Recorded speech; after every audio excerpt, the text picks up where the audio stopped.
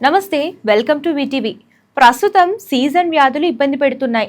అయితే ఎక్కువ శాతం వ్యాధులకు దోమకాటు కూడా ప్రధాన కారణం అంటున్నారు నిపుణులు. అసలే వర్షాకాలం, వీధుల్లో రోడ్లపై నీరు నిలవడం, డ్రైనేజ్ లీకేజీలతో, మురుగు పారడం వంటి కారణాలతో దోమల బెడద పెరిగిపోతుంది. దీంతో ప్రజలు దోమలను తరిమేందుకు తరచుగా ఆల్అవుట్స్, కాయిల్స్ వంటివి వాడుతూ ఉంటారు. అవి పెద్దగా ప్రభావం చూపకపోగా ఆరోగ్యానికి మంచిది కాదని కూడా నిపుణులు చెప్తూ ఉంటారు.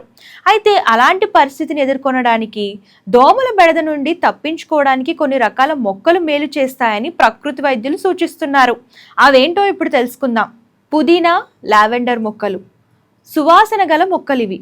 దీన్ని ఇంటి ముందు, చుట్టుపక్కల పరిసరాల్లో పెంచడం వల్ల దోమలు రాకుండా ఉంటాయని ఆయుర్వేద నిపుణులు అంటున్నారు. అలాగే పుదీనా కూడా మంచి క్రిమి సంహారిణిగా పనిచేస్తుందట. ఇంటి ముందు కుండీల్లో పుదీనా మొక్కలు పెంచినట్లయితే ఇంటి పరిసరాలకు ఉపయోగపడమే కాక వివిధ రోగాలకు కారణమయ్యే దోమలు రాకుండా ఉంటాయి. రోజ్మెర్రీ, తులసి మొక్కలు ఉన్న పరిసరాల్లో కూడా దోమలు రావడానికి ఇష్టపడవు. రోజ్మెర్రీ ఇంటి అందాన్ని, అలంకారాన్ని పెంచుతుందనే ఉద్దేశంతో నాటుతూ ఉంటారు. అంతేకాకుండా ఇది దోమలు రాకుండా అడ్డుకుంటుంది.